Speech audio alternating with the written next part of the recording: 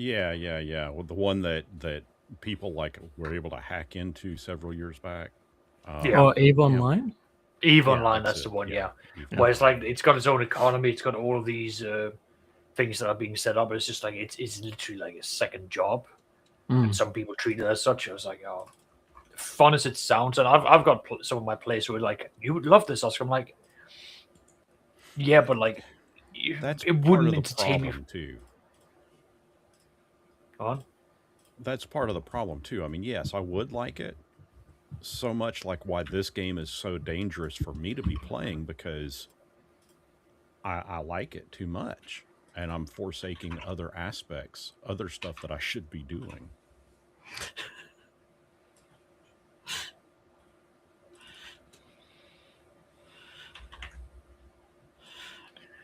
I mean, for me, there's not really. This show is not carrying my channel. I can tell you that much.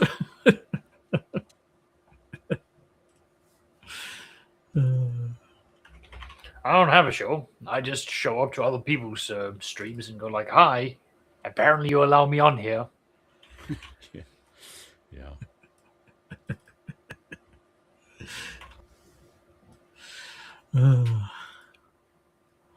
And see, then I run across stuff like this, and I'm like,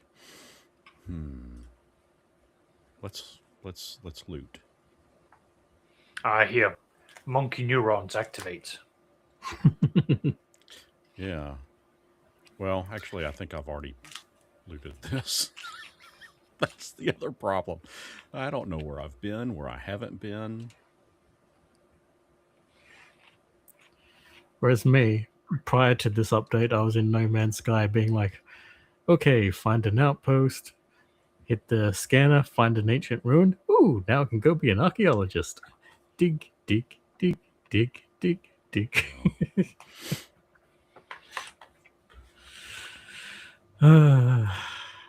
And I mean, this game is so expansive, like that tall mountain peak over there.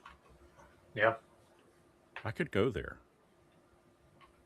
it's like Red Dead That's Redemption not like, level. that's not the edge of the world. Yeah. It's Yeah. not like, in most other games, it's just kind of, A far distant, like yeah. background picture.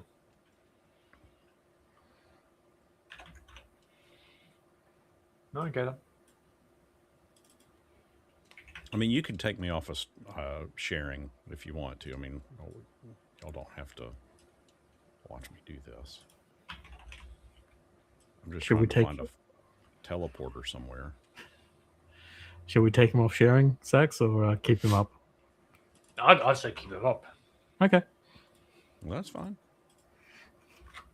We shall watch you. I mean, the alternative is that I just load up No Man's Sky and you can watch me just, Pokemon battle. I mean, I'm not opposed to that. I'd kind of like to see some in-depth gameplay. Hey, there's turtles. I'm not doing anything exciting. I'm literally just sitting. I've managed to delete, because we're doing Call of Cthulhu, I managed to delete not only all the players' characters, but also deleted every single note, map, and occupation that I've uploaded.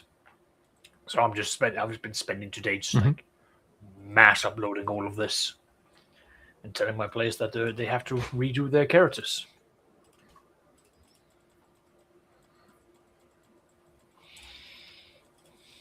Yeah, some of them aren't impressed, but it's like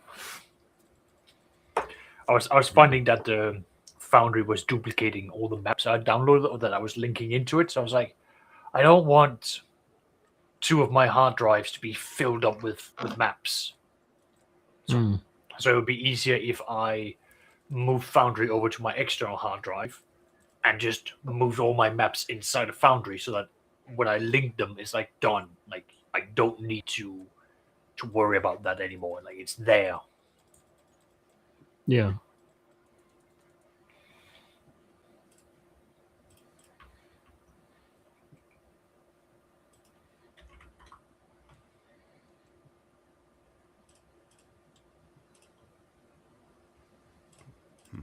Is anyone doing any gaming?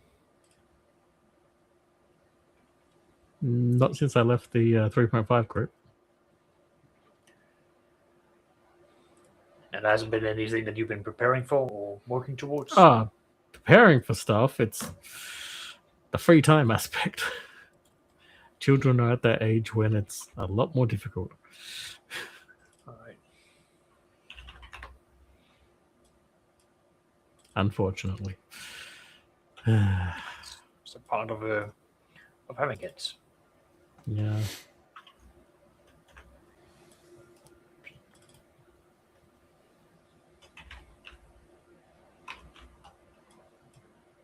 I can't say I've had much. My Rogue Trader group has had, well, the group in its current capacity has now had their first empire building session, which was fun. I think it was quite constructive. Everyone was contributing. There was a period where I was like, I don't think people has actually read the report that's been submitted. So I went to the various players I was suspecting and went, by the way, you do know we're going to be discussing this report that I've tapped in here. Have you actually read it?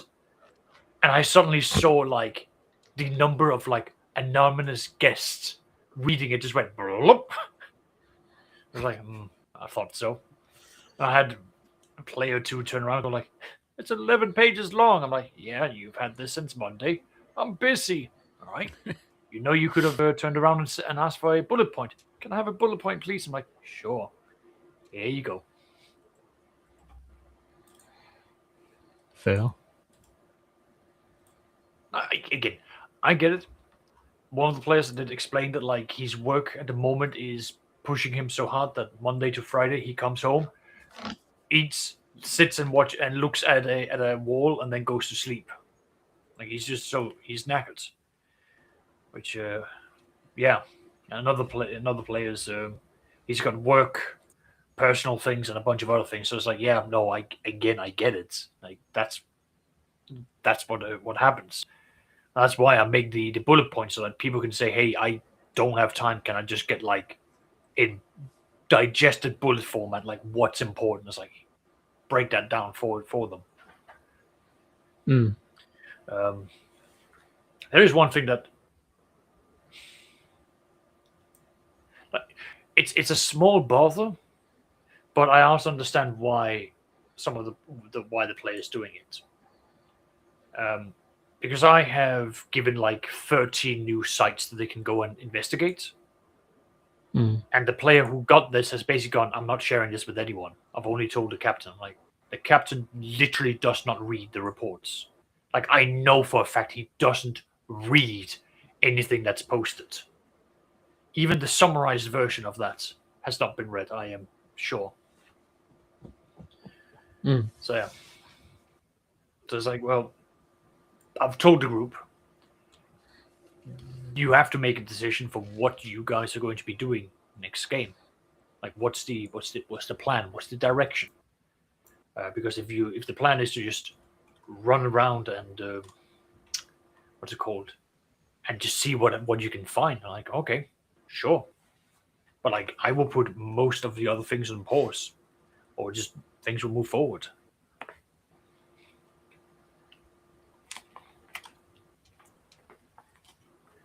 Because the thing with games like sci-fi games, specifically, if you have a ship, the onus of initiative falls onto the players, not the game master. At least that's my interpretation.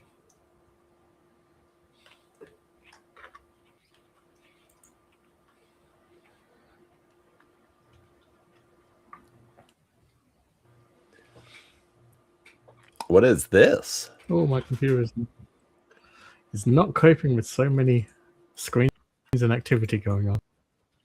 No, absolutely not. It's going like pixels. You can have your pixels when, yeah.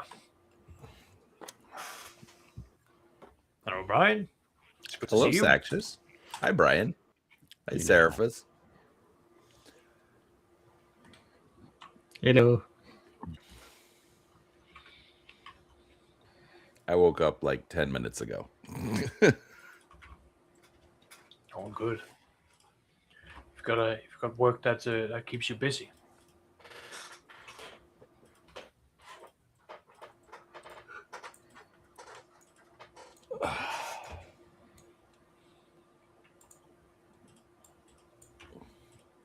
Have you had any games as of late, Brian? Or Gur? You can just say Brian. That's fine. Oh well, I guess that I'm like it's fine. Just call me Brian. And then I know. we've got I'm just two. gonna have two Brians going like, what do you want? Already No, talked to you. right. I know. I told you I woke up like 10 minutes ago. I know. No games this week. I was supposed to just play a game of 40K yesterday, but slept like absolute trash the night before. So I just went and hung out, and my son played a game, which is good. That's only like his third game that he's gotten to play. But I did start a new deep dive this week. Yep. Looking at Fragged Empire. Right. I've heard of that. It's an interesting little system. I don't know a whole lot about it, but I mean, I'm familiar with the term of it. It's Aussie. It's from Seraphus's neck of the woods. But it's a 3d6 system.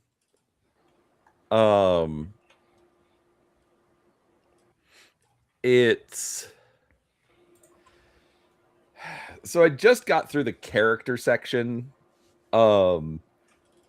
which for a stream, it's a kind of awkward way to write the book, because making a character, or the rules for making a character, are interspersed with the rules for playing a game. And it's not bad, but it's just not what you're used to. So that does throw it a little bit. But like you're going through and it gets to skills, and then it'll say, oh, by the way, here's how you actually like make a skill check. You know, all at the same time as it's telling you to select the skills for your character. One of the things that I do like is it is written straight into the rules. The way you describe to your game master how you are going to do something directly affects the bonus that you are going to get from the game master, or for doing said skill. Okay. Anywhere from -2 to +2. So it's like, I'm going to roll my perception skill. Mm-hmm. Go ahead and take a -2 on that. I mean, it's totally up to GM discretion, you know, but based on, but like, so what would an example be? Okay, so again, we're using perception. Okay, yeah. All I say is I'm going to use my perception skill. As a game master, I can say, "You're a dork. Take a -2 on that," because that's all you said. Or you can be like, "Okay, so all right, so we're in a dark room. I'm gonna, is it like I'm gonna take out my tactical flashlight, and I'm gonna make sure I'm gonna go through it. I'm gonna like scan through the corners, and make sure that I've got good coverage. Do I happen to see anything? Okay, cool. You can have a +1 on that one. Because it was a little more technical. Or maybe it goes in. It's all right. So Dave, Dave is always prepared with his tactical flashlight on the underslung on his rifle, and he's gonna sneak into the room, and I'm sneaking into the room, and peeking around the corner to if you're trying to get more dramatic, get more into the role play. Right. The rules literally tell the game master, give them a bonus for doing so. The difficulty, the base difficulty is always like a 12 or a 14. And out of like, I don't know what because it's 3d6. Like I know that the average on 2d6 is 7, but I don't know what it is on 3d6. I want to say it's like 11. Anyway, so 12 and 14 is already, kind of hard if that's what your average is at. So I think that's partly to make people role play more. Hey, you can get up to +2 just doing this. Right. Then another thing it has built into it is what's called toolboxes and workshops. If you have a toolbox relevant to the skill, and like the funny thing is like toolbox, I think throws it because in your head you're thinking, wrenches and sockets and pliers and all that kind of stuff. Kind of, yeah. Yeah, but if it's a first aid skill, well, your first aid kit, that's a toolbox. If where is it? Like it actually when you're going through the skills, it actually even lists like all sorts of stuff. This would be considered a toolbox activity, or if I can find the skills. Nope, that's attributes. Skill roles.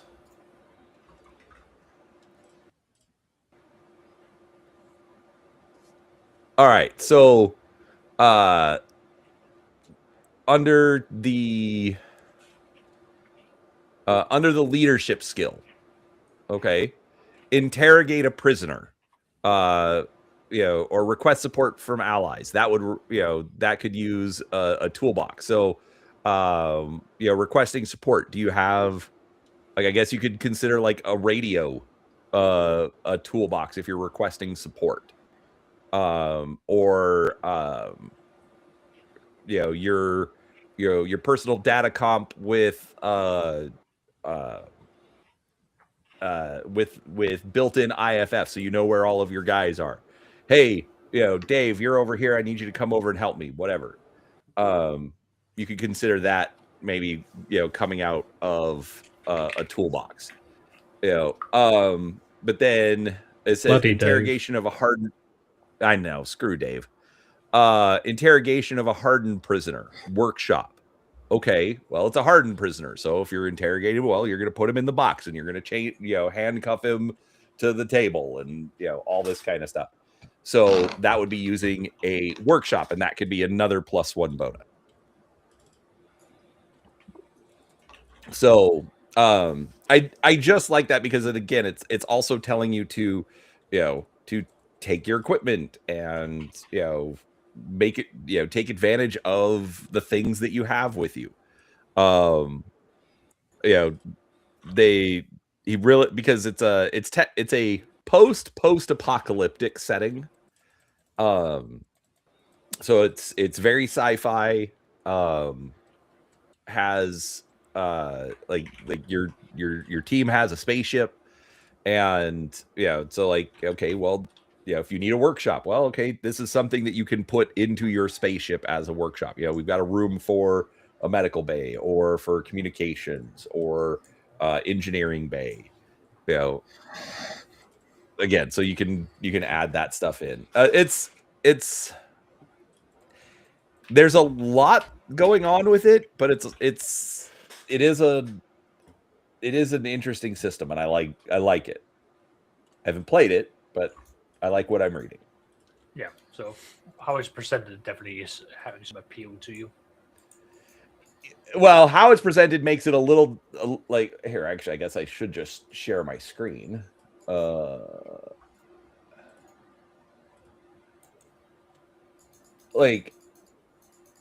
we're just in the skill section, but how it's presented is a lot of this.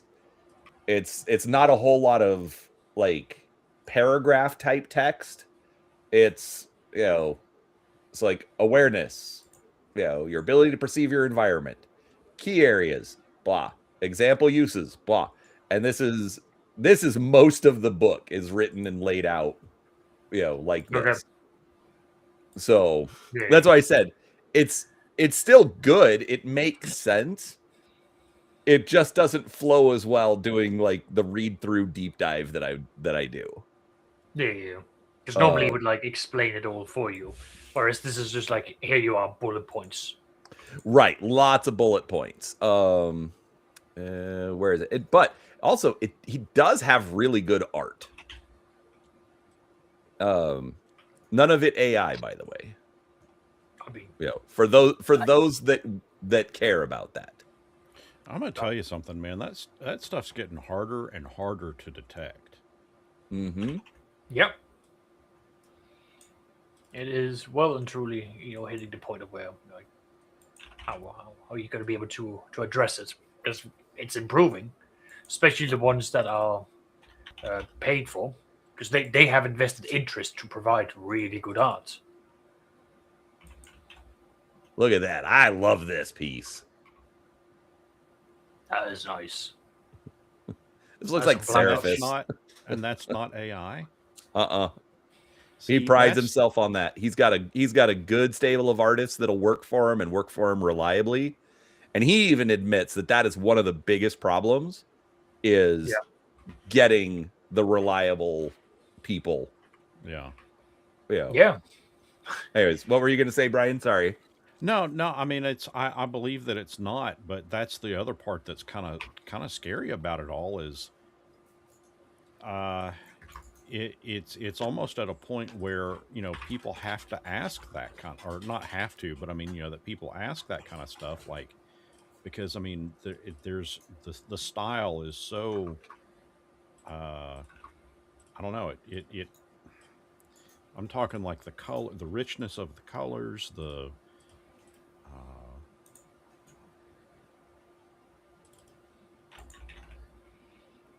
I don't know. Like I said, what you're saying is it's difficult to tell them apart because of how good it looks. Yeah. Yeah, and that's the thing. Like I'm all for giving artists work, but I also struggle with the fact that every single developer, designer that I hear about, complains about how difficult it is to work with artists. It is. Yeah. It is really difficult. Especially if you're new. Well, I'm gonna go a bit of a tirade here, but artists do not make it easy for themselves. Absolutely. No, that's totally what I mean. It's not a problem with the designer offering work. It's a problem with the artist doing the work. Yeah. Like that, I understand that there are certain aspects that you're not taught in art school. Like, how do you put a price to it? How do you set up a model that's going to work for you? Like, do you take 50% off up front? Where do you then do the cutoff point? Where it's like, okay, you are happy enough at this stage, you're now having to pay the other 50%.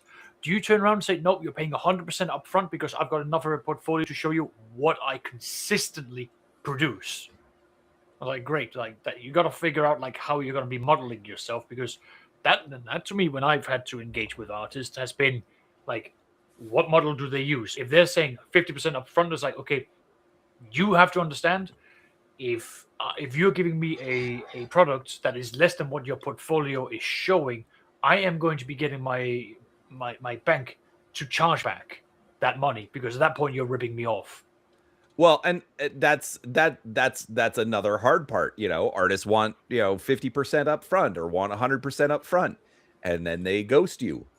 For whatever the reason is. It's like, so now I'm out the money and I don't have the art. I don't even have bad art. And I'm hearing those stories constantly. So they are so frequent, and there's also a shit ton of scammers who will be like, oh, here's a bunch of art that I've done. And then you go like, okay, well, let's go through this. And they're like, oh, well, how much do you want to pay for it? I'm like, no. You got to know what you're worth. I will be honest. I'm not even talking about the scammers. I'm talking about the ones that are supposed to be legitimate. Yeah. No. I've dealt with them as well. Yeah. It's a fucking nuisance. And yeah. Look at that. She's playing a game. That's another thing. I just haven't gotten to the section yet. it very much is or he very much pushes tactical play. So have your battle map, have your miniatures, play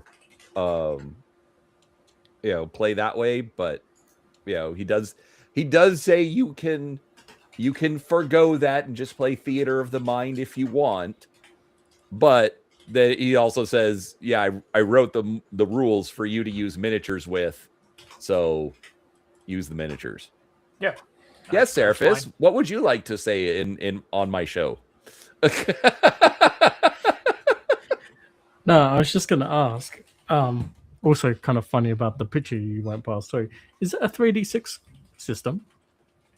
Well, I did say that at the very beginning of this conversation. So yes, I apologize, but it's okay. But yeah, it is 3D6. On my end, everything kept cutting out, so I had to quit out of No Man's Sky so I could catch up on the conversation. Oh, you had to pay attention. No, it's.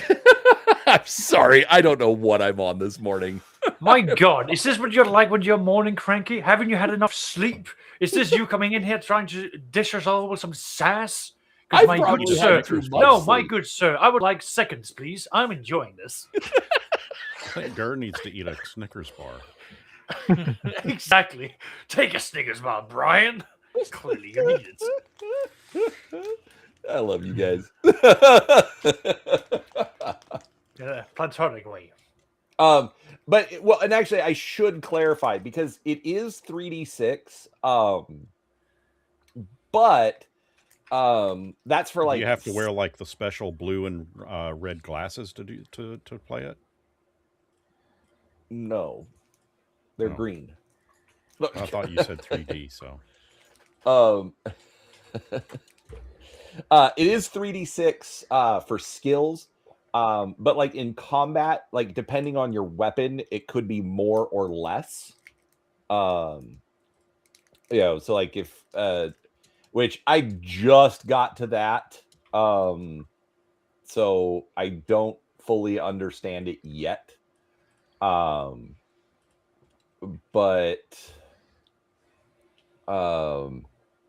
I'm just scrolling through looking at art, not actually like looking at rules, but scrolling through, I saw like, oh, map placement and miniatures. That's where I'm like, oh yeah, I should probably mention that. And actually, one other thing I do want to point out. All right, yeah. So this is combat quick reference, but starting about, yeah, right, yeah. Notice the chapter title, lists, and literally that's what it is for the rest of the book, and it's literally like 60 pages of lists. But it's so like NPC traits or henchman variations, which basically bad guys are henchmen, minions, skilled and nemesis.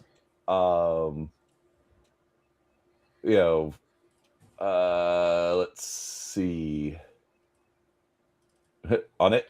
So unexpected consequences, succeeding or failing a skill or acquisition roll by 4 adds an additional positive or negative unexpected consequence of the GM's choice. The example unexpected consequences listed here are intended to inspire GMs, and we encourage you to create more. So, so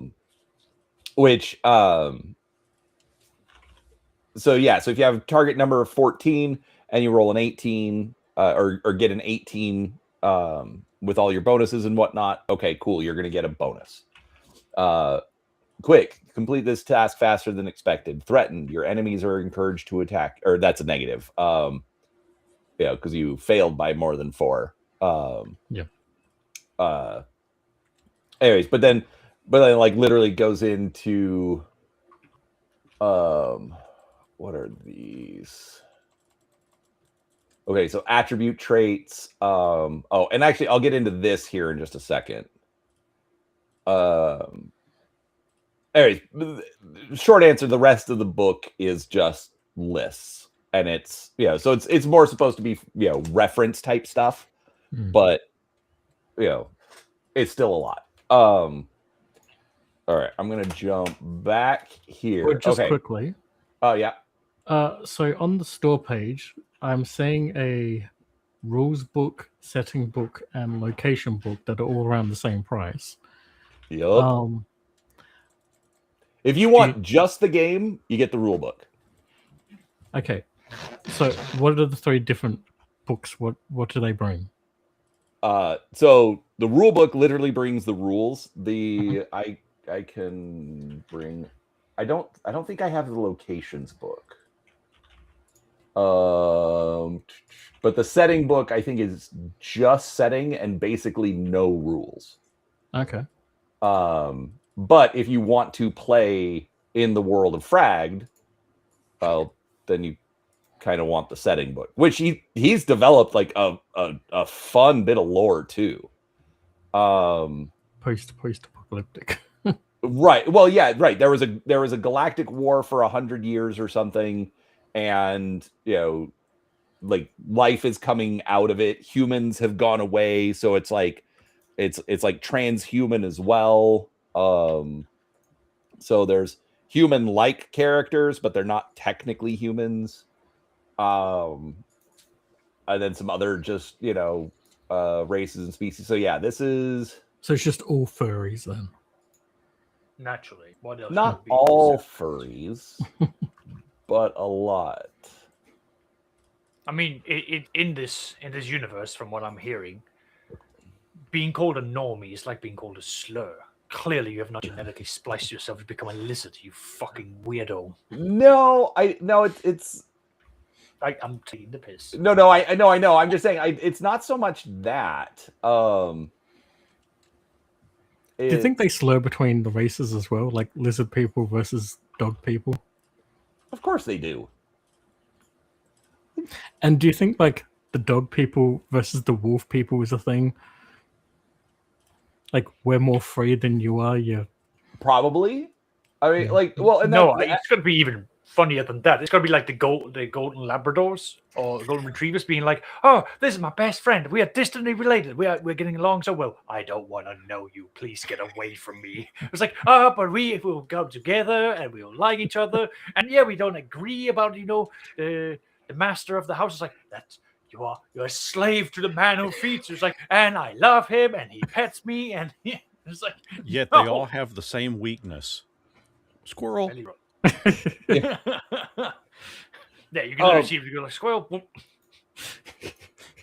Well, and I have to find it, but actually that's one of the things that I thought was actually kind of interesting is for all intents and purposes, he brought up racism, and I want to say it's this section right here, but I want to say it was something more than that. So, all right, so species. Your choice of species for your PC will greatly impact the narrative nature of your game. This is because species in Fragged is an amalgamation of a character's physical nature and cultural history. Places you within the context of the setting, dictating how most NPCs will initially interact with you, and will highlight a number of natural and social forces that you're either conforming to or battling against. Both nature versus nurture and cultural tension are prominent themes within the Fragged lore. The history of Fragged is a story of these forces battling against each other, with each species being the product of these forces in various capacities. So sorry, your elves and your dwarves aren't best friends, and it doesn't matter that they're neighbors, on Merchant Street. No, I beg to disagree. They are absolutely the greatest of friends because their spirit in rivalry is accounted for in the amount of bodies that each side drops. Okay, that's fair. I'm just, Yeah. That's just my simple explanation, but I like that he put in here that it's like, no, if you're playing different species, sorry, they probably don't get along. That's one of the things I also enjoyed about Shadow of the Demon Lord was the fact that the author came out and said, this is meant to be a dark world. Playing certain ancestries means that you are going to have baggage attached to them. Like orcs are seen as a subspecies, even though they're bigger and stronger. they have been enslaved. They've been slave warriors for the longest time, and they've only recently broken free of the magical chains that's been on their minds. So they've only just found autonomy, and there's a lot of riots that's happening because they were aware that they were being used as cannon fodder and they were being abused. So being an orc is, well, most people look at it like, oh shit, like that is a killing machine, and he's now able to think. Yeah. Or being a changeling, you are literally, how do you put it? Someone's child was stolen by a hag, and you were left behind, and your parents didn't murder you. So it's like clearly those parents were grief struck enough to go, we just need the illusion that we still have a child. or you became aware enough to then run away and then live your life as someone who doesn't have an identity. No, these things are dark and deep, and it's just whether the players want to go into that. Right, but mainly one of the things I like about it is that section to me, like, because I haven't seen it anywhere in the rules yet, but it seems like it's the anti-safety tool, section. Yeah. It's like, hey, bad things happen. People don't get along. People are going to look at you ways because you're you. Yeah. And actually, Seraphis actually made a great point. Is there tension between the dog people and the wolf people? Okay, same species, but clearly there's a differentiation between the two where they don't get along. Yeah. I was going to say human or Americans and Australians, but Australians aren't real anyway, so that doesn't matter. Or like Americans and Canadians. So come on, Seraphis, that was funny. It's terrifyingly funny. Canadian you build it up American so well. walk into a bar. The Canadian walks out. Actually, he can't stand being in the shadow of his little brother. Exactly. Okay, so this section, it's actually funny. I've literally read this like every day that I've done the deep dive. I've read this section.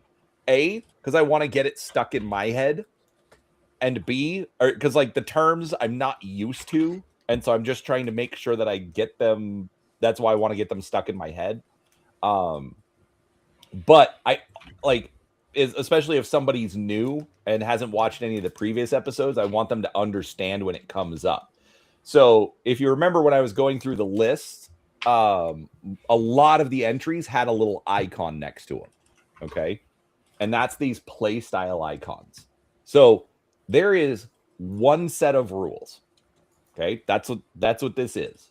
Okay. The whole game, one set of rules. But in this case, so all right, while all GMs and players will interact with all the fields that he mentions above, theater, game mechanics, etc., we will each lean toward a particular play style at different times. The fragged rules are designed to allow many different play styles in a single group of players, especially in regards to traits, as players will increasingly customize the way their character interacts with the rules without negatively impacting the experience of other players.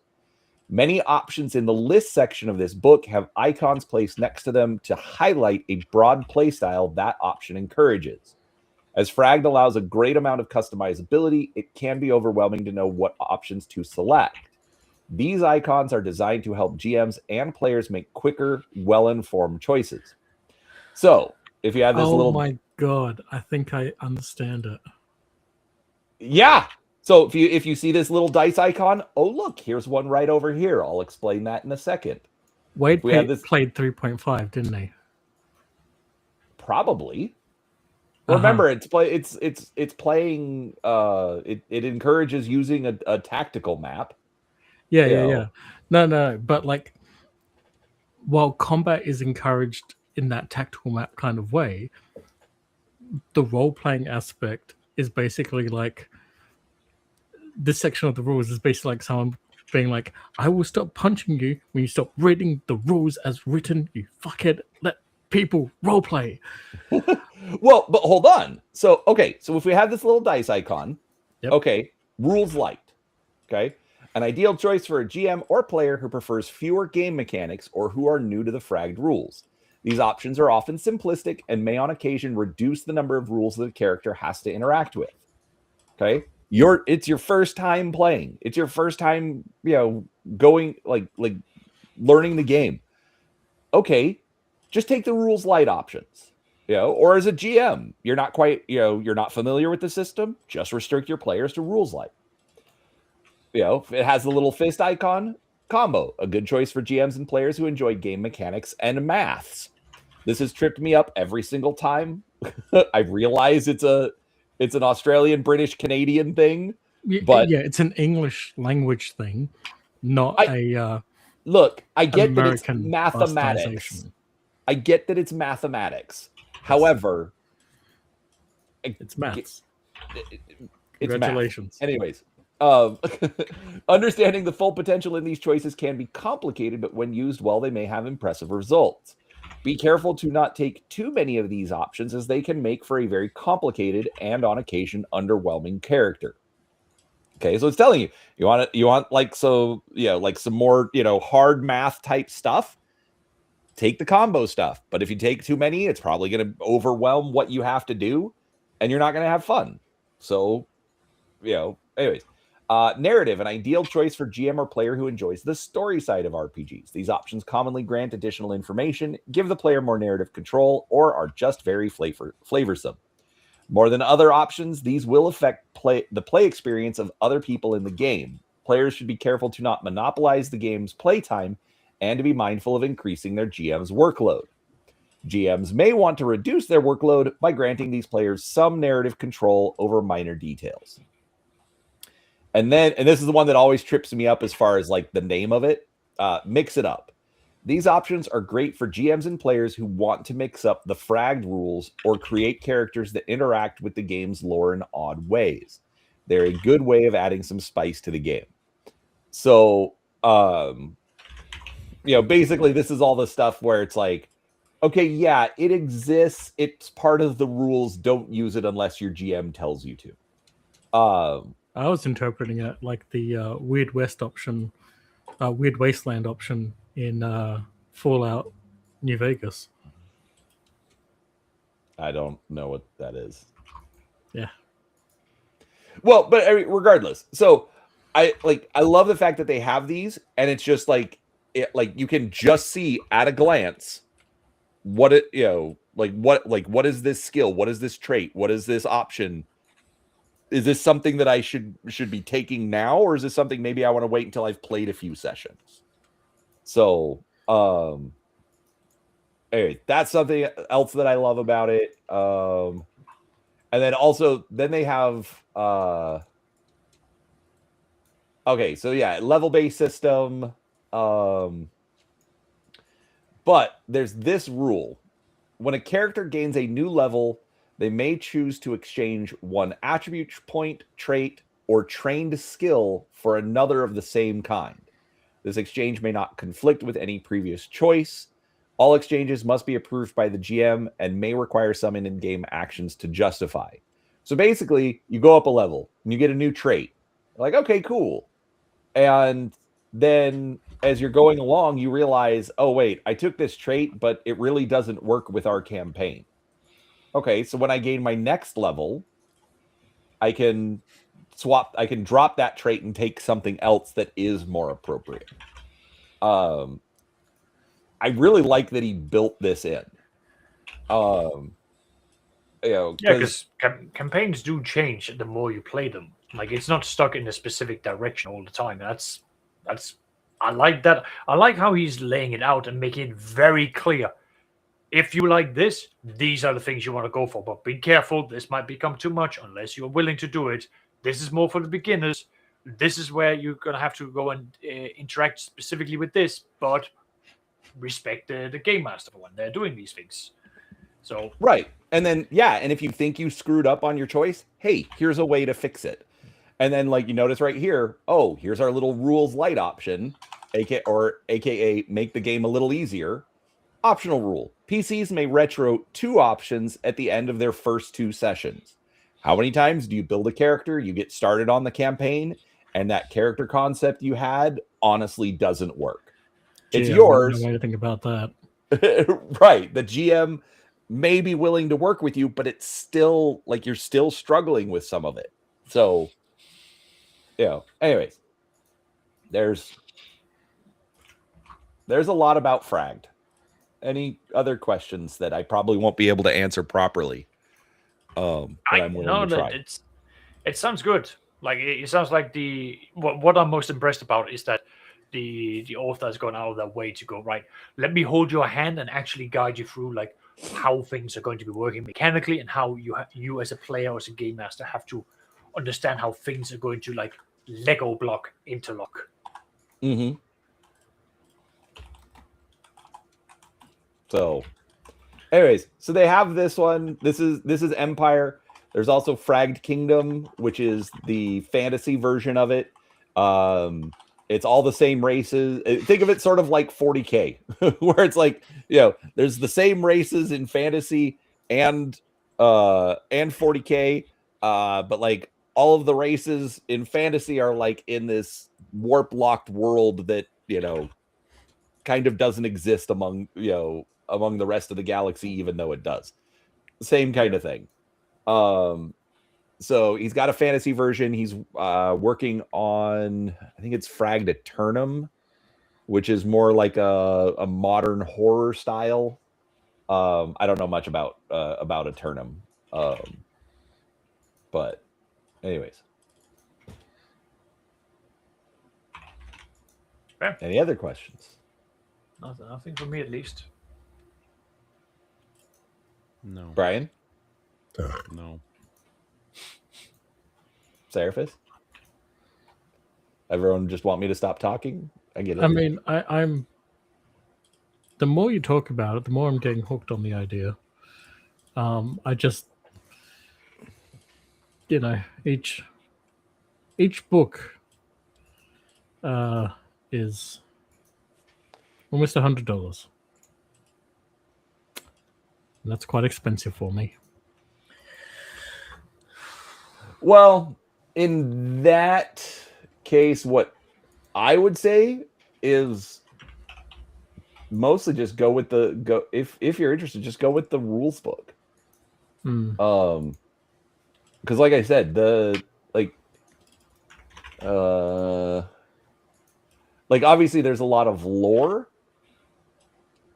but there's not really, that I can see, there's not really a lot of rules in the setting book. So yeah, it kind of sucks not having all the lore that you want, but you can also skip it if you want.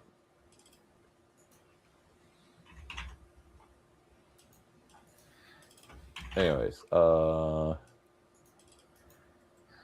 literally just speed running it to see. Yeah. The only other thing is I'm seeing spaceships, and now I want to go back into No Man's Sky and build some spaceships. I've got that lined up for me this probably later this evening. Oh, look at that. Oh, that is nice. I don't know what it is. That looks nice. Not as nice as that. Oh. It's kind of like No Face from Spirited Away crossed with Shelob from Lord of the Rings. Or a little bit of that, and also a little bit of was it Go, the face stealing spirit from Avatar, The Last Airbender? Oh, it's been a long time since I watched that. Yeah. But yeah, it's got a cool thing going on. Yeah.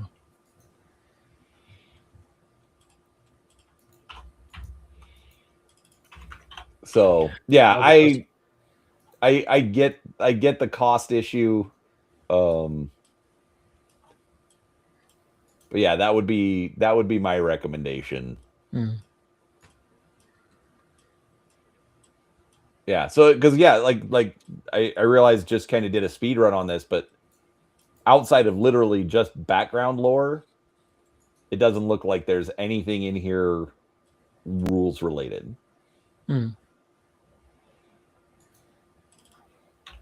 So, but I mean, he does also have like a fairly active Discord. You probably just join that and just ask lots of questions. Hey, I can't afford this book yet, so anybody want to give me a little bit of information about these guys? Listen, at least you're being honest about it. Right. Oh, yeah. No, I'm not saying like it's like I would just like a little bit of information about these guys, as opposed to could somebody send me pages 3 through 16? Yeah. I get what you mean. Like, and I like the approach. I like the mentality. Anyway, so that's been my gaming week. Yeah, I mean that's impressive.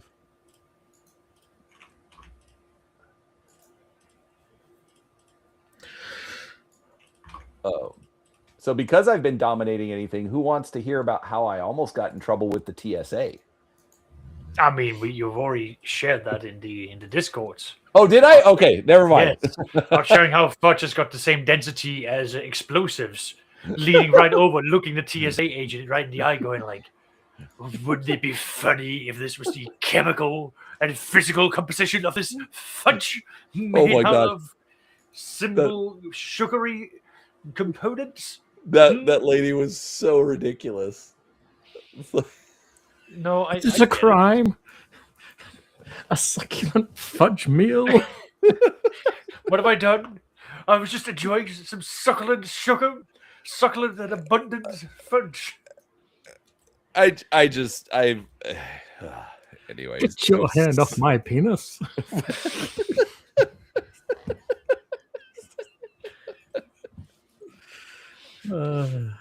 That came out with a little bit too much experience there, Serapis. Yeah, I'm really surprised that you're not still detained. No. I was talking with a buddy of mine yesterday, and I told him the story. He's like, if it were me, I would have said, yes, I really would like to speak to your supervisor. The supervisor comes over, and my buddy was like, yeah, I was just sitting here, thinking through some things, and she clearly seems like she is on edge and, not getting the customer experience that she's expecting, but it seems to be impacting how she's doing her job and her ability to, think rationally through things. I really think there's a problem here. I am not that brave. She hasn't touched my penis once yet. Well, that was the dumb thing about it. Like, okay, I know I am loud. I know I can be confrontational and a bit of a turd in customer service situations. I work in customer service. I am a horrible customer if I have to contact customer service. I admit that. But I was polite. I was not saying anything. Actually, I wasn't even talking to her. I was talking to Kim, and just it was in text, so it doesn't really like emphasize it. But when it wasn't just like I mentioned, oh, it's fudge. I guess that probably has about the same density as an explosive. It wasn't that she just said, do you need to talk to a supervisor? No, this lady freaked out. Do I need to call a supervisor? No. Kim's like, he was just joking. We don't joke about this. Okay, well, you don't, but I will. Yeah, right. Like, I actually said, I'm actually not joking, but I was just thinking through things. It's not trying to cause any issues here. Anyway, it was like everybody around, like there were a couple people around me. They even looked at it and they're like, "What the hell?" It's the dumbest thing ever. Mind you, I've been told. Well, I know that at least in Europe, if you were to start making jokes like that, it is something that they can turn around and go, "Well, that's illegal to say that." Ergo, we can press charges against you. No, that's the thing. You're right. Absolutely. Like if you're joking around and you're messing with them, absolutely they can do it. But again, I'm just like, because like what she was doing is she'd taken the fudge and like, you know, like those little like alcohol wipes for your hands and whatnot. They take one of those things and basically she's wiping down this box of fudge looking for, you know, like explosive detection. Yeah. Okay. Again, that's why I said, oh, it's fudge. It probably has about the same kind of a density as an explosive. Think about every movie you've watched where they've set up C4. It's this block of clay that they shove something into. As I'm starting to think about it, I'm like, oh, that's kind of like fudge. You know? So I'm not making any kind of a joke. I'm not making light of the situation. In fact, in my opinion, it was a good thing that they scanned the fudge, because that means that it goes through the X-ray machine or whatever the hell kind of a machine it is at this point. They saw something that probably shouldn't be there. So we'd like to take a closer look. Oh, great. That means that the next time something comes through, you're probably going to see that again and make sure that you check for it. Hey, great. That means that my flight is probably a little bit safer from a bunch of idiots. Yeah. And instead, no, you're the TSA becoming an idiot. No, there's still Americans on it, so you can't eliminate idiocy. That's true. Well, there's human beings, but I mean more explosive idiots. Anyways, that's been the excitement of my week.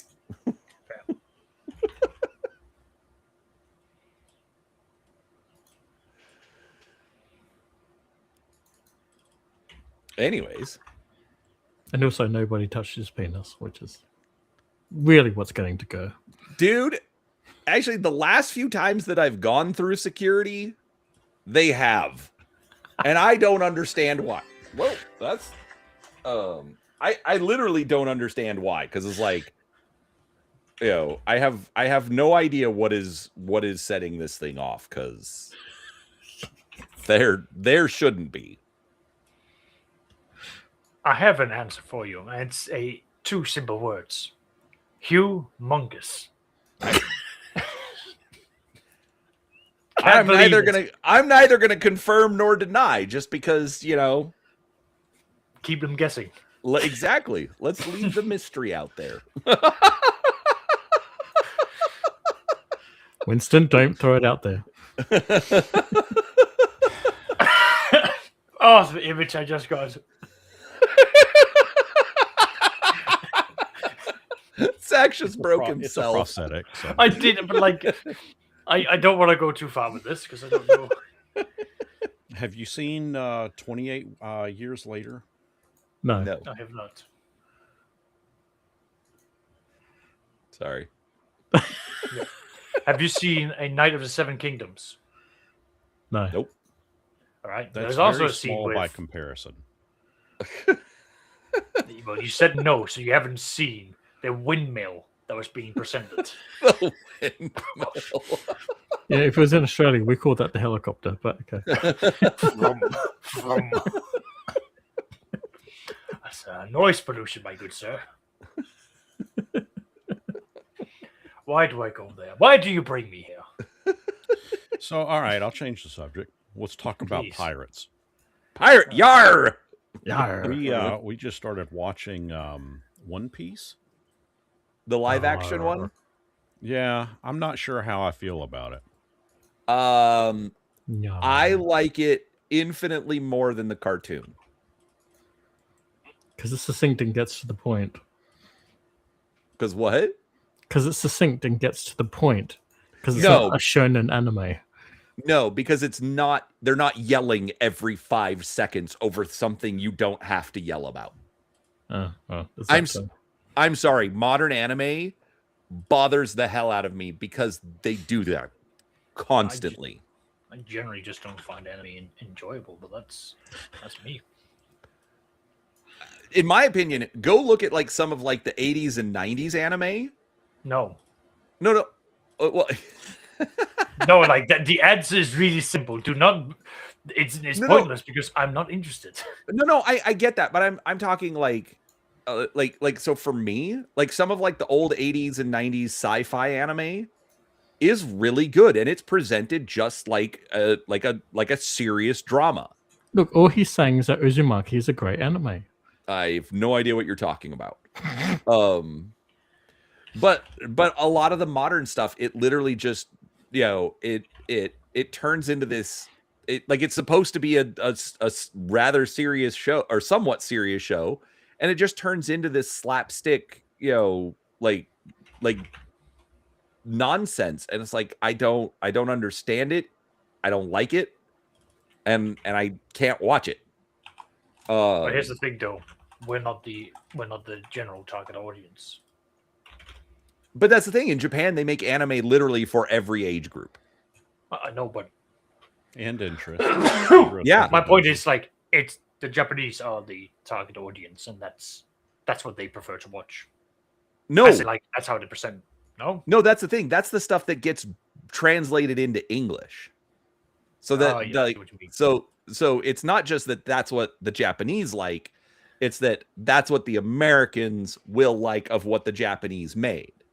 So that's the thing is, that's why I said you go back and look at some of those 80s, 90s sci-fi high drama anime. Actually a good one, Macross Plus. Fantastic.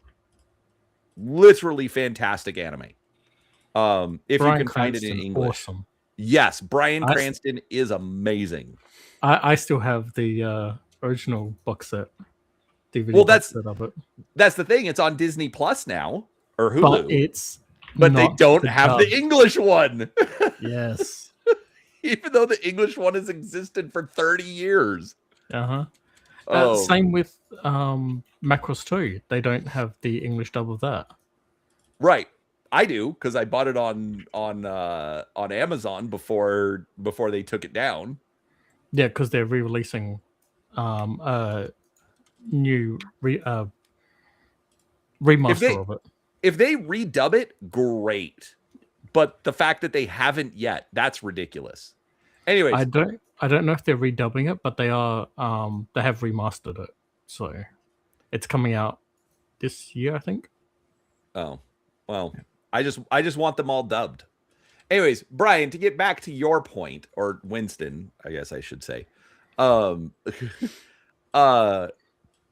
actually really liked the One Piece live action because they I've watched some of the anime. Why am I getting hiccups all of a sudden? Because you're old. Fair. I've watched some of the anime and I really struggled to get into it, but I thought they did the live action really well. And yes, it's silly, it's a bit campy. I mean, it's One Piece. It's supposed to be, but it's not as bad. It seems much more appropriate levels of silliness. So, anyways, I enjoyed that. I was able to enjoy it a lot more than the anime. But I haven't watched season 2 yet. I'm not sure if any of my kids have a Netflix subscription. They're lame anyway. I mean, kinda. I mean, who gets hacked on Discord, really? I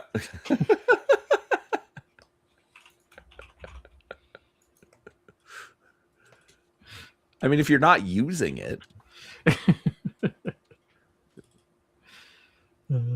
But he did still get. I didn't.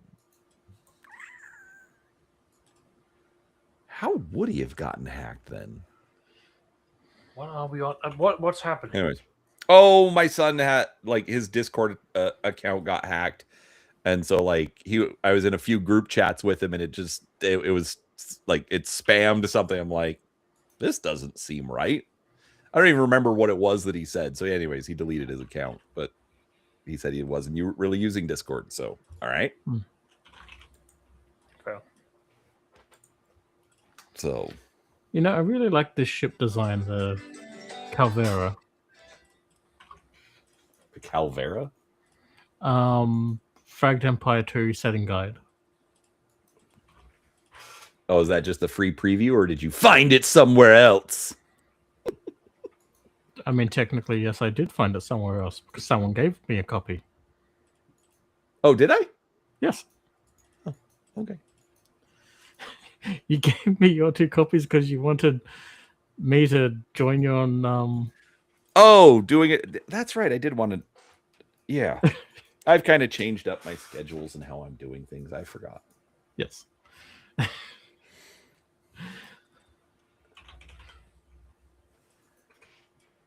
But yes, I remembered I had a folder, and so I was looking at the folder to see if I had free previews downloaded, and instead, no, I found that You haven't. You just I- haven't. you'd given Great. me. Now Wade's gonna see this and he's gonna be like, "That's it. I'm done with Brian. I'm not working with him anymore." Damn it! No, I'm pretty sure you said that you asked him before you sent me the 2 copies. I don't remember. I recall that. I kind of vaguely remember that too. It was, I want to say that it was probably before we went live at some point. I don't think he's gonna watch this. It's before we went live at some point. Like, am I the only one paying attention to what Brian just actually said? Yeah. Okay. You're Look, it's overthinking it, Sax. It's Talkin Drek. We just roll with it.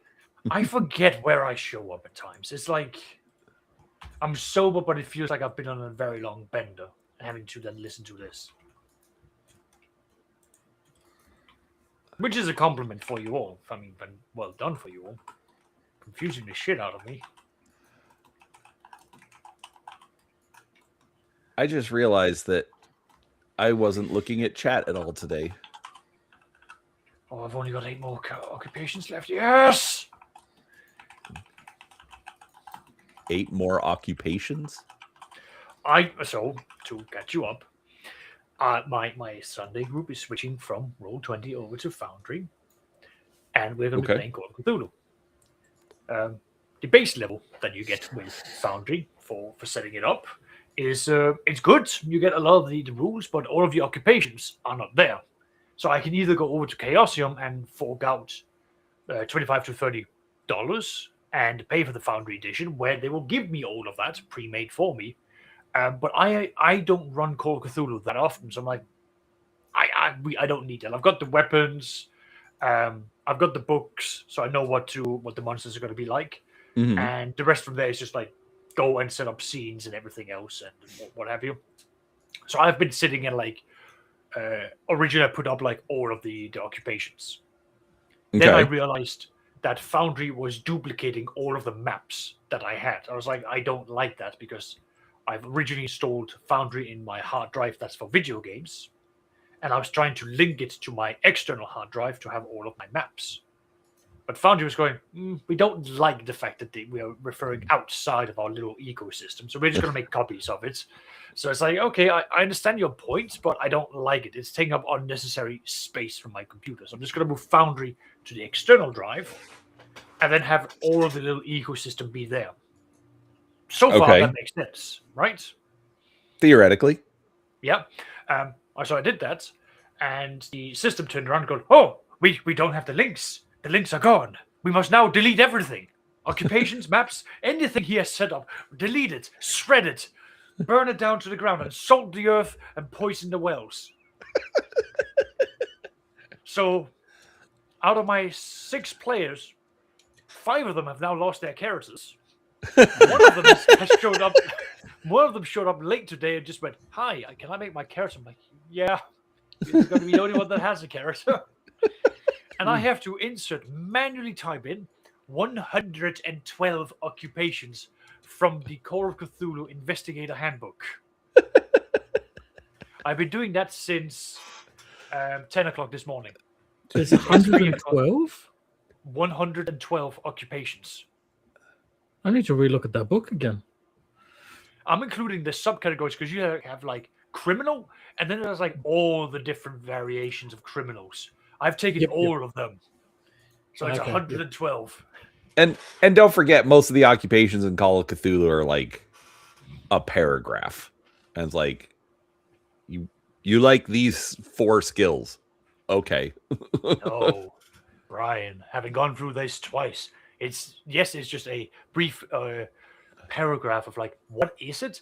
And then it's like, here's all of the skills. And you quickly sort of realize, oh, it's set up in this format and so on. But worst of all, they don't put it in fucking alphabetical order. Okay. It's been a while since I've looked at it.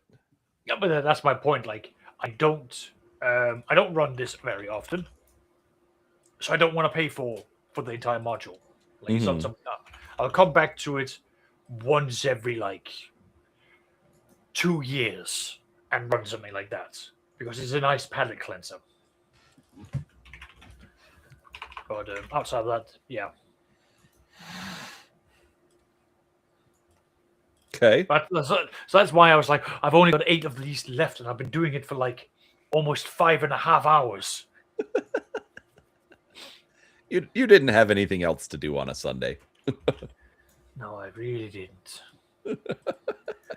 Mind you, I'm gonna go on a tangent now. In a good way. It's just unfortunate the way things have lined up. There's my group yesterday, once they've done like all of like the empire building that they were meant to be going through. One of the problems that I've like thrown their way is that their planets are, but one of them has been raided by the Eldar, and there's like, again, the players are like, we need to know why it happened, but all that they have is like a report and an imaginary like list of things that's been stolen, because I was not going to sit and list through like hundreds of items. I've got better things in my life to do. Mm-hmm. So I told players before the meeting or before the session, like, do these rolls. Here's the information you gather out of this report. There you go. And again, some of it's correct, some of it's fake, because it's all dependent on like the backgrounds of the characters and what skills do they provide there. So I told from a criminal perspective, this is what you've learned, this is what you would do, this is what you can think of.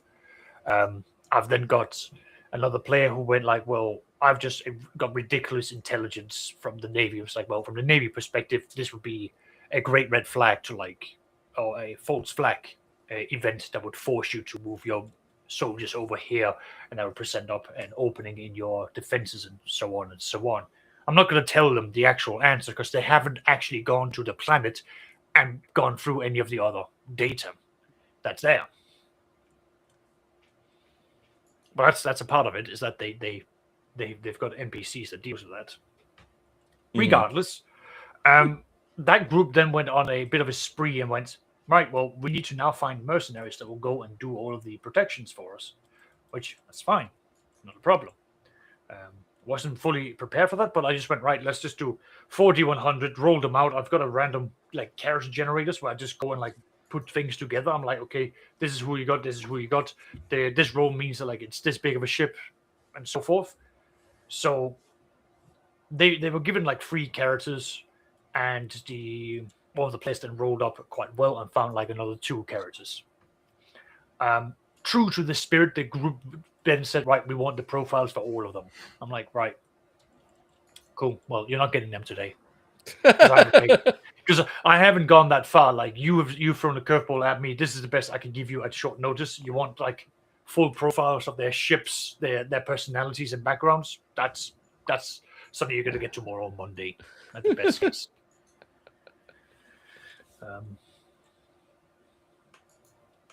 Yeah. By the way, just quickly, scored this off of the Lego store because it was on sale. Can't see it. I need to get that. I still need to get that. Way to make me jealous.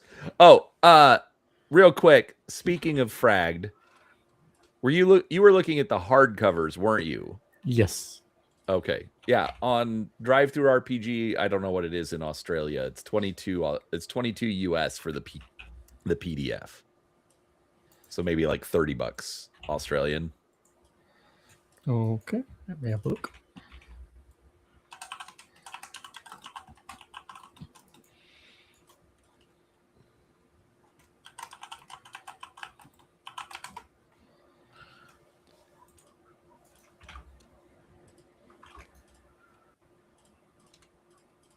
I will be honest. If I'm looking at something, especially if I'm not sure I'm going to play it, I actually kind of default to drive through lately, just because it's like Just I to would look at rather their samples.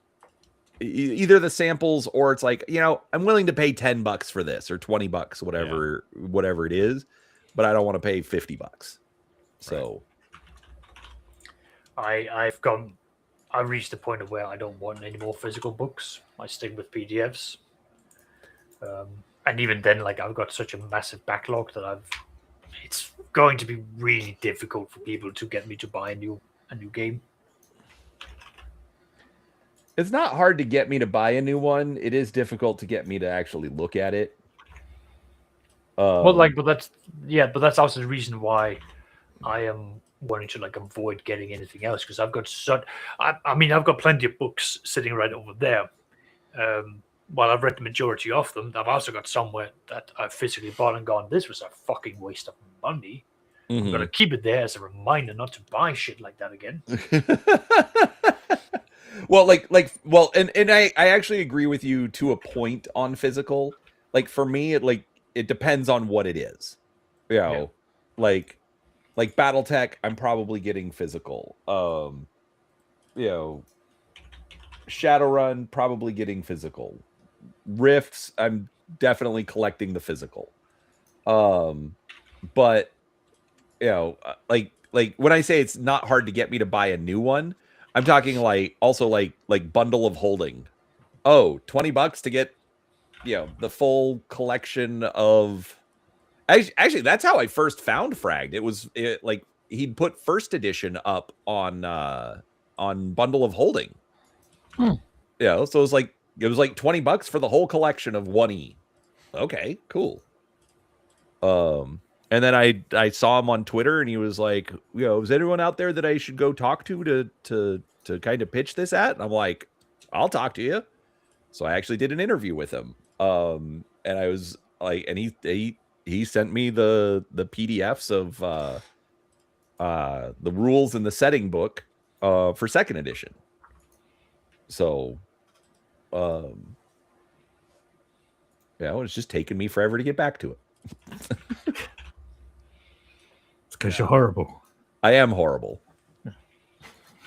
I do need, because I've got some people who ask me to go over like their games to give them feedback. I'm like, I need to start saying no. That's also like adding more work to me. I've got my 2 games is enough. Like I should not be getting involved in anything else. Well, I just struggle anyways. Like just sitting down and reading. I get so distracted lately. That's one of the reasons that like I'm doing the morning deep dive Tuesday, Wednesday, Thursday, is because I force myself to sit and read for an hour to 2 hours. And so I've done Alternity, Player's Handbook, and Game Master's Guide. No relation to me. Although not for, lack of trying. I mean, we'd accept you into the family. I want to say that I've done another one, but I can't remember. I think I just ended up accidentally taking a break. Accidentally. Okay, yeah. I took a break after I did the Alternity Game Master's Guide. Well, so I finished the Game Master's Guide. We went to Vegas for a week. Then I came back and like I got sick, and then something else happened, and then we went to Alabama and blah blah blah. Like it's just like, yeah. So I ended up, yeah. So this week it's like, no, I've got to get back into this. I told Wade I was going to do this, so let's go. And So I started this one last week. Not sure what I'm gonna do next. But that's the whole point to doing those is just to make myself sit and read. You know, some people like it, some people don't. And it's there for you. Yeah, it's like when I do painting streams. I struggle to just sit there and paint. But if I'm streaming, well, people showed up to watch me paint. I should probably paint. Well, I'll show up if, it's at a time when you're awake and there's no screaming children. Well, yeah. Even if I know how you work. Even if there's screaming children, I might watch. I know. won't be able to hear anything. All I'll be able to do is just comment, penis. Yeah. I will contribute to your stream by just insulting you. Oh, no. We were when we were doing the Eberron deep dive, like it's on my channel, and I try to keep it a bit more family friendly, but he managed to work penis in at least once per stream. Even if it was just to say the word. No context, no nothing, just penis. Slithering in there. It's like, we're talking about Eberron? It's like, yeah, we'll have something very important to share. What's that? Well, it is the discussion of the almighty penis. No, it wasn't even that. It was just, hey, Brian, yeah, penis. No, yeah. I'm just glad that I'm not the only person that just randomly says that in a conversation. I have never heard you randomly say that in a conversation. Well, no, not here, but I mean, like, I've got a buddy of mine. Yeah, we'll just penis.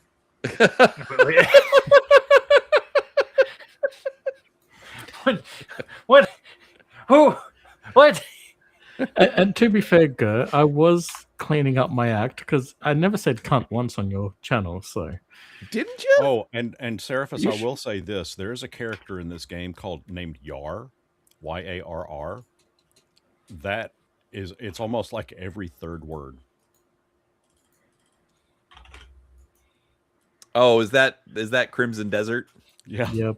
Okay. I'm like, what game? You haven't mentioned a game at all today. And now I realize part of the reason you've been so quiet. Hey, I'd be playing No Man's Sky if it wasn't completely fucking up my stream at the moment. I don't know. Get a better rig, bro. It costs like $2,000, man. Brian, have you seen the prices of RAM? Have you seen the extortionate ransom of video game graphics cards? Actually, no. I've heard the RAM is collapsing. It is, because there's a few things that are happening. The data centers are now being rejected from being built due to the fuel that's been built up. The rise in electrical costs is now affecting nearby residents so much that they're paying like 2 or 3 times more than what they did before, and that's having an impact on the housing in those regions. So a lot of people are basically going, well, fuck this, I'm moving, which is causing the real estate to collapse down. And a lot of the government is basically going, oh, fuck. So the RAM is... I've also heard that it's also because there were a bunch of Chinese that were making the RAM that just hoarded it. Yeah, that's also happened. So... yeah. So, a few good things. I've already got a new graphics card that's in my computer, so that's fine. And I've already got like 3 tons of RAM, so that's fine as well. The part that's costing me a lot is the fact, well, not so much that I need a new motherboard to accommodate the upgrades that I want to make. It's the fact that I also need a new CPU. Right. Which is anywhere between $850 and $1,200 Australian. So play money. No.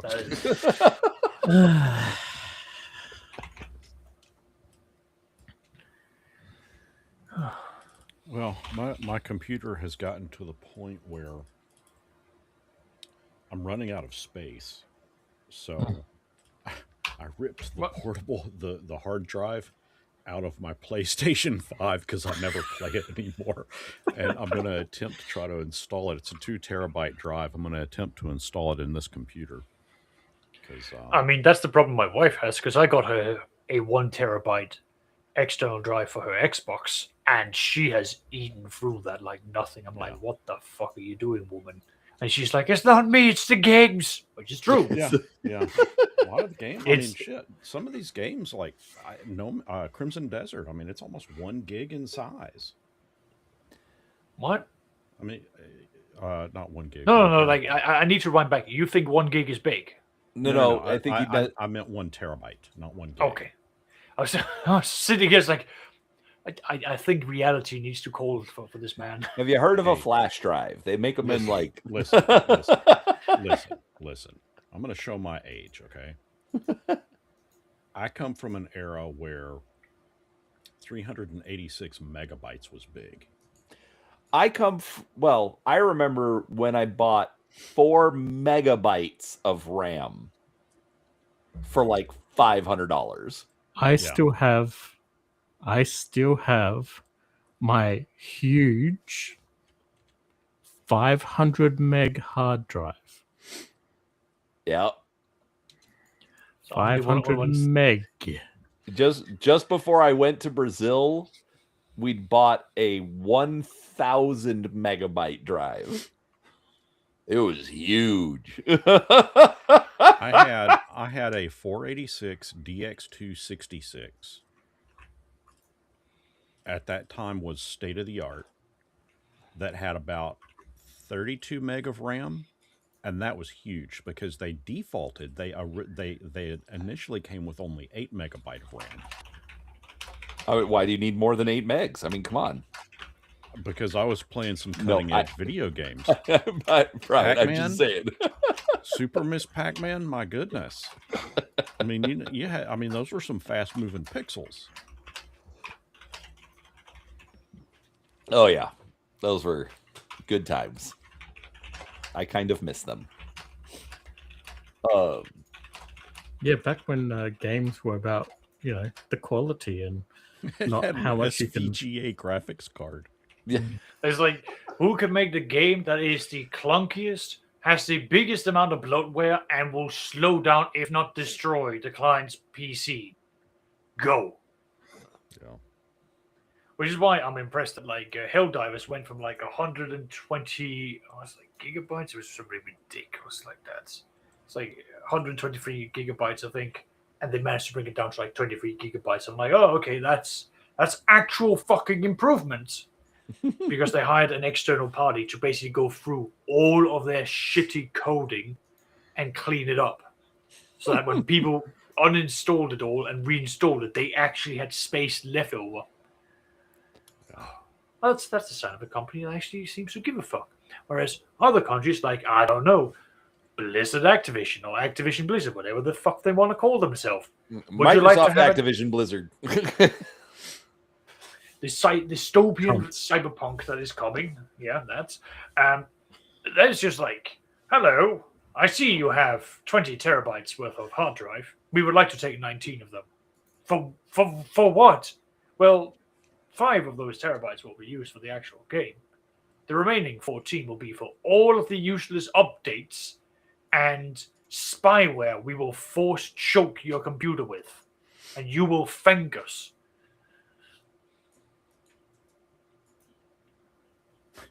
What blows my mind is those computers, the 486, still sells for about $500. Jesus Christ. I don't get it. Well, okay, no.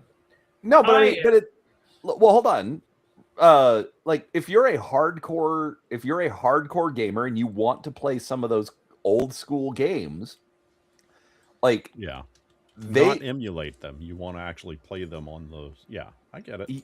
yeah, because I mean, like especially like when the coding was like literally tied to your processor speed. Mm-hmm. It's like nowadays it's like they're completely unplayable. So, anyways, sorry, Saxus. I was just going to go on a rant that, on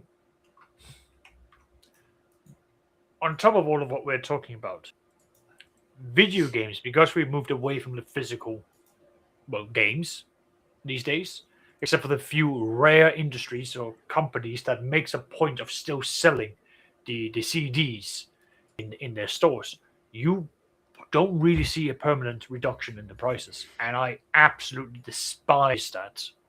I despise it to a core part of myself, because that is just not how it's meant to be. I should be able to say, right, I'm not going to buy this game the first year that it's out. I'm going to wait for it to be permanently dropped down, and then I'll look into see whether it's something that I want to have. Also, given that a lot of these video game companies have made it a practice across the board where if you don't do this, you're a fucking weirdo and somehow held above the standard. But the first day when the game is released out, you will have so many bugs that it is utterly unplayable. They don't fucking game test it the way that they should. So that when you and I, we sit down, we boot it up, we're like, we're going to go and do this. Oh, we found like the one pixel that you haven't fucking tested. I am now thrown across the entire map. It has crashed and burned and it's now deciding to eat my fucking RAM. I know I don't mean anything sensible. My computer has turned into a mimic and is eating itself. Because apparently that's how you coded your fucking game. It angers me. It angers me that I can't go and buy a game without seeing things collapse.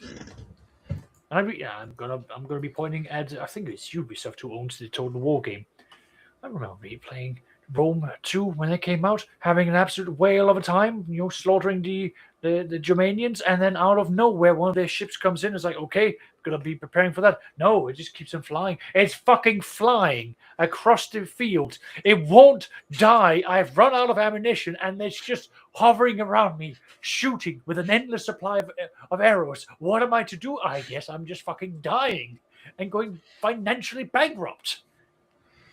Yes, Seraphis, you have something to say. It could be worse. It could be that you're in a country, emphasis on the first pronunciation of country. Yeah. And you could have the option between, convenient day one download from, let's call it Fleam, or you could go buy the hard copy, which you then have to then go register it, to download it, and you would think the selling point would be, the already digital version should be cheaper. It's not. It's not. It's not. I hate it. If you're going to be giving me an electronic thing, which at this point, if you go through all of the legal documents and the terms of agreement, which is bullshit, you do not own that game. You don't own dick. All the copies that I've got out there in my living room, they're still tied onto some server beyond somewhere else that requires me to download a metric ton of updates before I can play it. It is just a glorified CD key that you are being provided these days. And apparently companies can turn around and go, you as a customer, you do not own anything, ergo, go fuck yourself. But hold on. But the question is, are you happy? No. No. But you own nothing, so you're supposed to be happy. Brian, I will find a stick and I'll beat you. I will help him find that stick. Well, but I will help him find that stick. That goes back to reiterate exactly why people want to buy those. We'll spend $500 on a 486 DX266 computer because the games that you have are on that computer. You don't have to do any updates or anything like that. They're there. They're yours. Occasionally there is a patch for them. Occasionally. But most of the time. Oh, not for a game that's going to be on that thing. No. No, it will be something like that. We didn't patch anything on a 486. Like the game you got from like the developer, that was the game you got. maybe you went to their website and downloaded something. Maybe. And that's like a hard maybe. Yeah.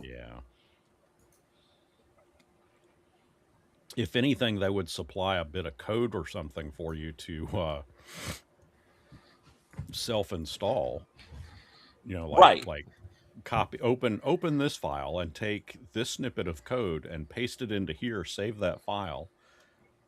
Maybe something along those lines. Yeah. Or as Tim Kane was saying, his revolutionary self-installer that he invented for Fallout, which then became industry standard. Yeah. But again, that was like way later. So I know, but that's kind of my point. How long did it take? A decent decade and a half before someone figured out a few lines of code to create a self-installer rather than click, click, click, click, click, click. Yes. We're old. Sax has no idea what we're talking about. No, because when those games existed, I was a child, and I couldn't understand the concept of computers. At that point, the most advanced thing I interacted with was the PlayStation, and even that grew boring. And I would go out into the woods, find a stick, and become an orc or an elf or whatever the fuck we needed to be, and I'd be doing LARPing. Find a stick and beat your parents with it? No, I'm just... See, in Australia, we've got trees called widowmakers, and we have those. It's because the branches will fall off and kill turn people. Turn your wife into a widow. Yep, and so they were always great for getting like sticks and branches off, and you'd think that means we'd go out and have sword matches and things like that, like what Saxius was saying. But no, this is Australia, so we were fighting off the wildlife. Yeah. I get that. Especially a magpie season. Oh, magpie season.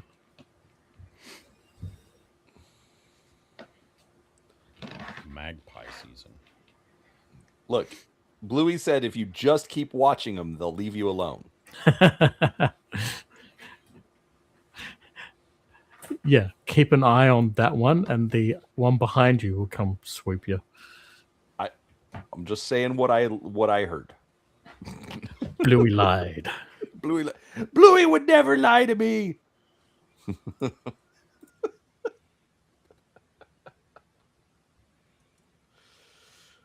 All right. Well, it is after midnight, so yeah. So Seraphis is a pumpkin. Yep.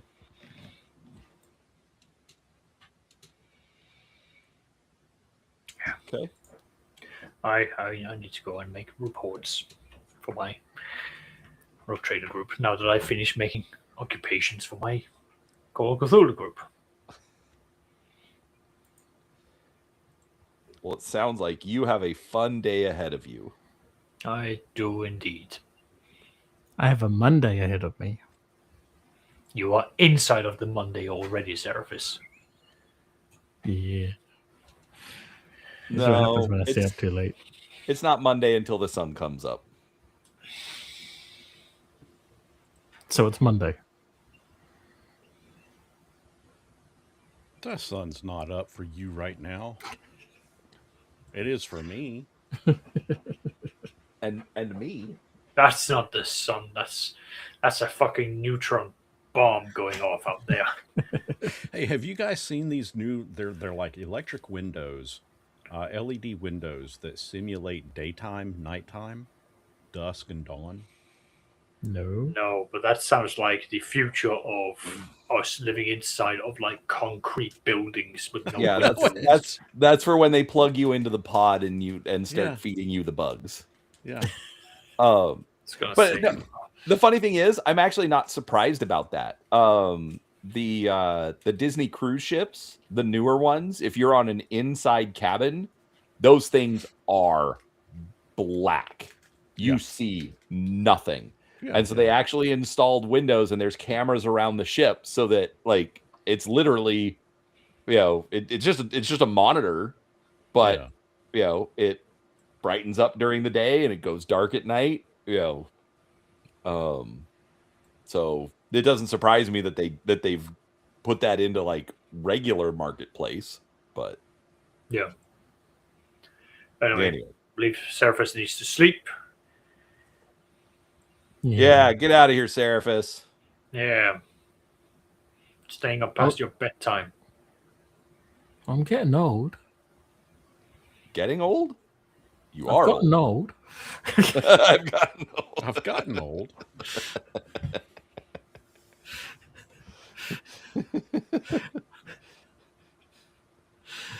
My trick knee acts up now. They're both my trick knees, apparently. Which one? Yes. Yes.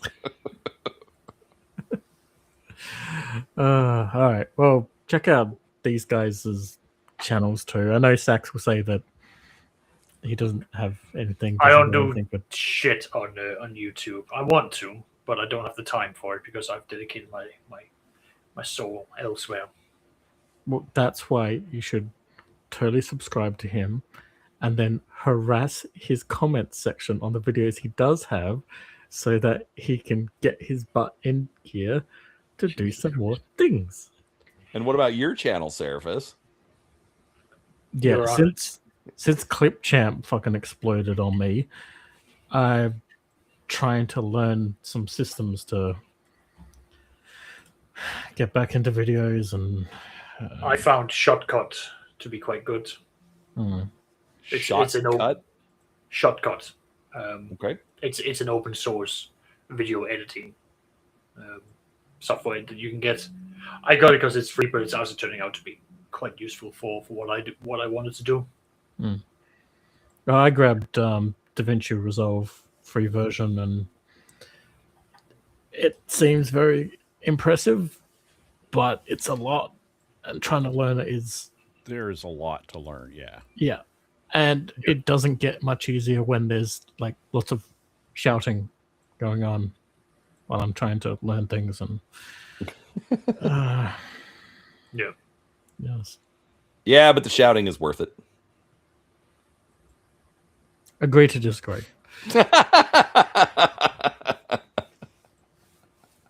All right. Well, at least check out his channel and harass him to do some more paint streams. I know. I do need to get back to those. I have so many minis to paint. You have a core group who love your paint streams. I need to harass one of my... Well, not harass, but like I need to bother one of my colleagues because he was going to sell... He wants to sell his Tau army, and I want to get back into Warhammer. So, yeah, well, I'd like Tau. It's that or Imperial Guard, and I've looked at the prices for the Imperial Guard. I'm like, nah.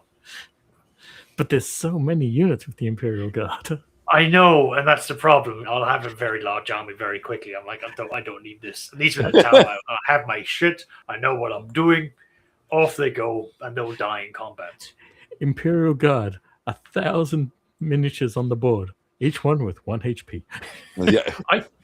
Honestly, last time I played, I pissed off the Chaos Space Marine player that I was playing against because he would deep strike down with like his Warlord, fight some of my veterans, and I would just roll snake guys for their leadership. So they'd be like, "No, we're not breaking. We're staying right here. Right here is where we're staying with you. Yes, my dear Chaos Warlord, you are staying here because 2 of us refuse to run away." He did the place that I was like, "Your terrible rolls are actually working for you, Oscar. Why?" And then we would be doing victory points. So I immediately grab one with a small unit, and the other one I just have a Chimera run up, throw a bunch of soldiers over there, go back, pick up the next lot, basically ferry people backwards and forward. And he would just drive up, put down his men, and just create a mountain of bodies where the next soldiers, Imperial Guards, would be like, "I'm gonna die at this hill."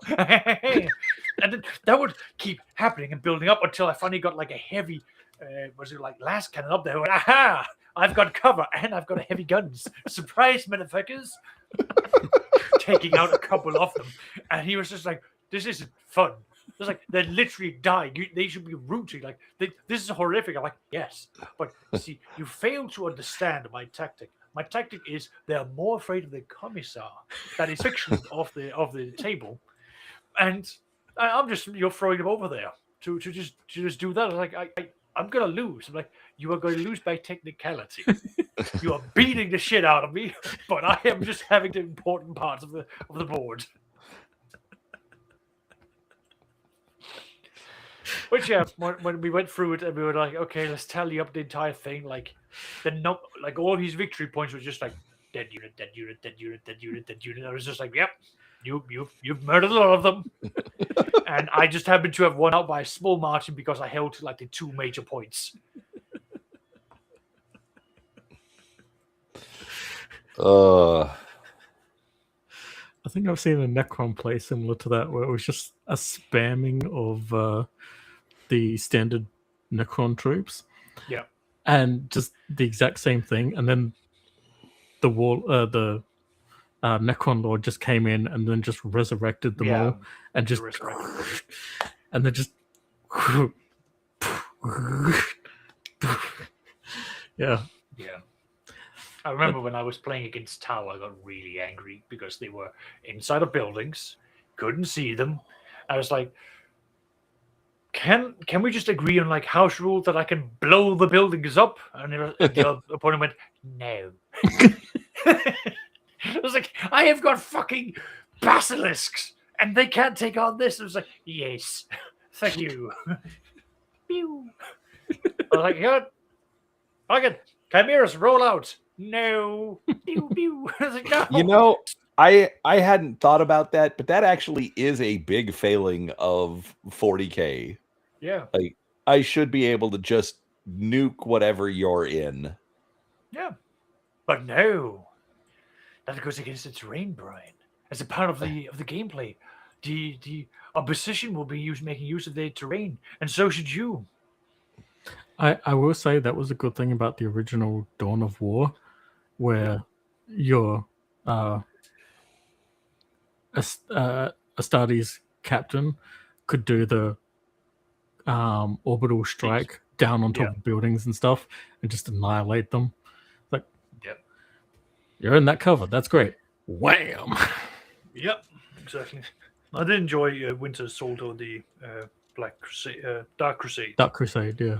Yeah, that was a good one. I like the Imperial Guard for that, though I don't like the official canon of how it all turned out. That's because Sorry? I wasn't really a fan either of what the official turnout of those ones were. Yeah, and the next one, which was Soulstorm, and how, well, technically the Blood Angels, Blood Ravens, lost quite badly. I can't remember who won, but yeah. It was such a clusterfuck. Regardless, I am absolutely an Imperial God simp. Don't care. Give me waves upon waves of human meat shields, and I shall throw them at you. You shall drown in the blood of my own men, and upon the corpses of the mountains that's died before me, I shall walk over them and stand atop with a great lofty banner and declare victory. Because Stalingrad is Tuesday. My only thing that I honestly can't stand about Imperial Guard isn't so much the lore, it's what Games Workshop has done. Imperial Guard are nothing but Cadians at this point. They used to have like, 5, like at least like 3 different model ranges on the regular that you could do for Imperial Guard, and now they're like, meh, you can have these guys. So it is changing now. So we've got Krieg is right now becoming the new Cadians. Like, they are pushing Krieg in every form of media. You will see them in the shorts that they've been doing on Warhammer Plus. It is now a line that's come out with the kill teams, and they're now going, oh, people, we've got this weird fan group that really likes the Krieg. I'm like, no shit. Have you seen what Forge World has done with them? Have you read the Siege of Rax? Have you seen the deep lore and the logistical setups that autistic Sucks. people like me? Yes. Of course they haven't.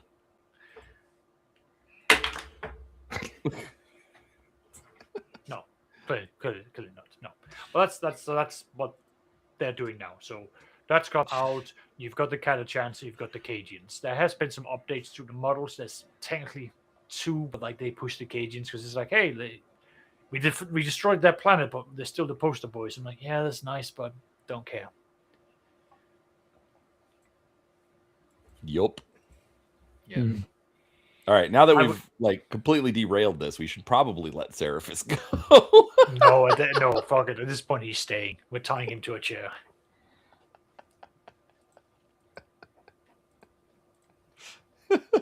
I can't get any closer. All right.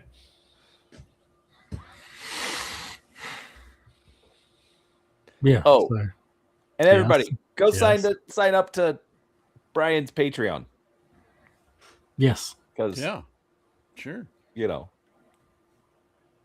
that way he doesn't have to take sponsors for his videos. That's right. We all skip those anyways, right? I'm mean, looking forward. I've- I'm looking forward for the day when hello guys. I'd like to introduce you to this radical new thing called Today's Shadow sponsor. Raid Legends. You Actually, may not have sponsor heard about is- them. Raid I- Shadow Legends. Actually, so I don't know if you guys have ever seen the channel. I like to make stuff, but that guy, there's got to be others that have done it, or he probably wasn't the first. But regardless, he has worked in the sponsored ad read perfectly. He actually puts it like in a window, like so say about the size of one of our windows in here. Okay, just pops it up in the corner. And then he's still doing like the video, like he's building stuff. And so that's still going on in the background. And it's like, if you're watching to watch him build the stuff, you're not going to skip over the ad because he's still building stuff. And I'm like, well done. I don't care at all what you're shilling. And I don't mind that he's shilling. I mean, that's part of the game. I do. But again, that's all part of the game, especially if you're going to be doing, content creation full time. You have to make your money. Yeah, you do. I like how Seth Sechin does his ad or his sponsorship. Who? Never heard of him. I Hey, will do me- introduce guys, you do to me a something favor. that is. Do me Go a on. favor. I'm not keen on wanting to do ads, but if you run across a creator that does like sponsored ads, I really don't like the idea of having to do them. But I recognize that if I want this to be a viable thing, that's going to be an inevitable element at some point. So if you guys run across, like Brian, like what you were saying with I build thing or I like to make stuff or whatever it is, show me like one specific video of the creator and just you don't even have to point out like the timestamp on it. I'll find it organically, but just show me one specific video that you're talking about. Because like I'm looking on it right now, and I've run through 3 videos on his, and I haven't seen a single sponsored ad. So that's why. No, I'm saying, yeah, they're like 10, 15 minutes in. It's not but like that's what I'm saying. If you run across one like organically, send it my way because I'd like to see how they're doing these, how they're pulling them off. just watch whatever the most recent one is. It's in there. It's been in the last 4 or 5 of his that I've watched. Oh, I think I see it. Yeah, and like I said, it pops up into a little window, and he's literally like he's shilling it in the little window, but in the main window, it's still the regular build video. I just saw it. I just see how it's You can Now, scan it, all that stuff. In your case, it would be kind of hard because you're not showing as much as you Right. are talking, but I don't know. That's That's the other thing. I mean, if it's relevant ads, it's I don't mind that you're shilling. I mean, again, the two I'm sharing here is Seth Seachin and Reggie. They specifically take the sponsorships and then they write the sponsorship in a way that is entertaining to me. It's absolute brain rot. But then that is like how they keep the attention towards it, because people find it entertaining to see that. What surface? The way you just did that hand motion before, it looked like that. Oh. But yeah.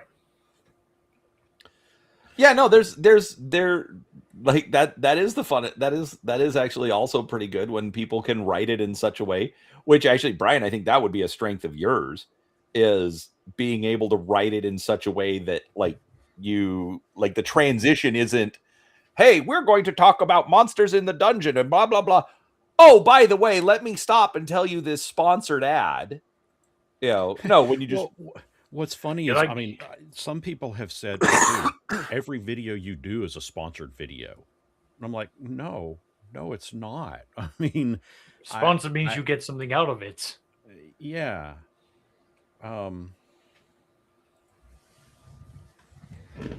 No, I mean, I know the difference between the two, but I'm just talking like in your case, I think you write very well, because I can tell that your videos are scripted, but you also present them in such a way that I know you're following a script, but it still is natural. It's fine.